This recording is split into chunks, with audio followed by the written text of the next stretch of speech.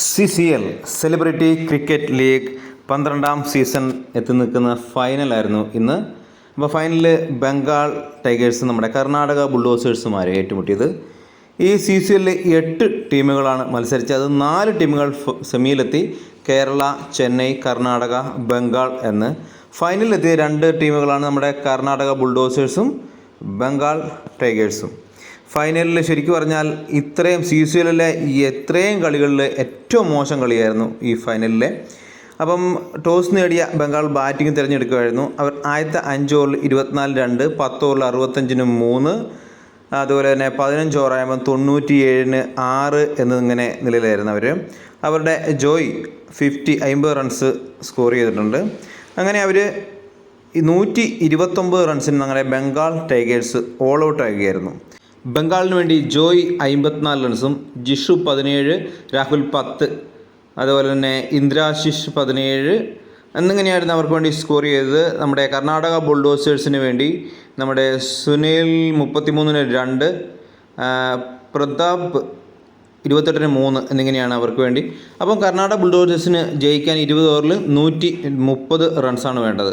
ശരിക്കും പറഞ്ഞാൽ ഫൈനലിൽ നല്ലൊരു മത്സരം പ്രതീക്ഷിച്ചിരുന്ന നമ്മളെ നിരാശപ്പെടുത്തിയതാണ് ബംഗാൾ ടൈഗേഴ്സിൻ്റെ ബാറ്റിങ്. കാരണം അവർ ശരിക്കും പറഞ്ഞാൽ അത്രയൊന്നും ഇതിൽ വരെ കളിച്ചതിൽ ഏറ്റവും മോശം കളിയാണ് അവരുടെ ഭാഗത്തുനിന്നുണ്ടായത്.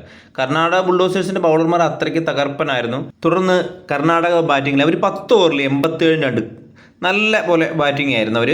അതിനുശേഷം അവർ 15 ഓവറിൽ 113 4, 16 ഓവറിൽ 128 4 എന്നിങ്ങനെ മികച്ച പ്രകടനത്തോടെയാണ് അവർ മുന്നോട്ട് പോയത്.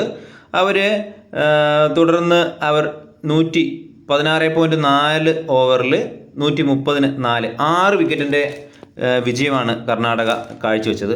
കർണാടകയുടെ ഭാഗത്തുനിന്ന് നോക്കുകയാണെങ്കിൽ മികച്ച പ്രകടനമാണ് കർണാടക കാഴ്ചവെച്ചത്. പക്ഷെ നമ്മളൊരു കളി പ്രേമി എന്ന നിലയിൽ ഈ ഫൈനൽ ഏറ്റവും മോശം ഫൈനലായിട്ടാണ് നമുക്ക് അനുഭവപ്പെട്ടത്. കർണാടകയ്ക്ക് വേണ്ടി രാജീവ് 69 റൺസ്, മഞ്ജുനാഥ് 20, നമ്മുടെ ബംഗാളിന് രത്നദീപ് 4 ഓവറിൽ 17 റൺസിന് 3 വിക്കറ്റ്, തകർപ്പൻ പ്രകടനമായിരുന്നു. അങ്ങനെയാണ് കർണാടക ബുൾഡോസേഴ്സ് 6 വിക്കറ്റിൻ്റെ ആധികാരിക വിജയം കരസ്ഥമാക്കി. മൂന്നാമതും നമ്മുടെ കർണാടക ബുൾഡോസേഴ്സ് CCL കപ്പ് കരസ്ഥമാക്കിയായിരുന്നു. അപ്പോൾ അങ്ങനെ സമ്മാനദാന ചടങ്ങിൽ നമ്മുടെ കേരള സ്ട്രൈക്കേഴ്സിൻ്റെ ഓണറായ രാജ്കുമാർ സാറൊക്കെ ഉണ്ടായിരുന്നു. ഫൈനലിലെ ഏറ്റവും നല്ല ബൗളർ രത്നദീപാണ്. ഏറ്റവും നല്ല ബാറ്റ്സ്മാനായിട്ട് തിരഞ്ഞെടുക്കുന്നത് നമ്മുടെ ജോയിനെയാണ്. മാൻ ഓഫ് ദ മാച്ച് ആയത് നമ്മുടെ രാജീവാണ്.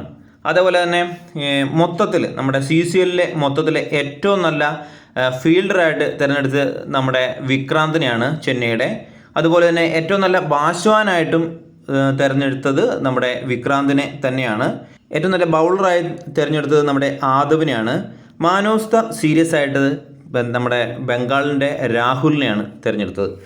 അങ്ങനെ ശരിക്കും പറഞ്ഞാൽ ഏറ്റവും മികച്ച പ്രകടനം കാഴ്ചവെച്ചവർക്ക് തന്നെയാണ്. അതുപോലെ ബംഗാളിന് ട്രോഫിയും അതുപോലെ മെഡലുകളും സമ്മാനിച്ച് നമ്മുടെ കേരള സ്ട്രൈക്കേഴ്സിൻ്റെ ഓണറായ രാജ്കുമാർ സാറാണ്. CCL 12ാം സീസണിലെ കപ്പ് അങ്ങനെ നമ്മുടെ കിച്ച സുദീപിൻ്റെ കർണാടക ബുൾഡോസേഴ്സ് കരസ്ഥമാക്കി.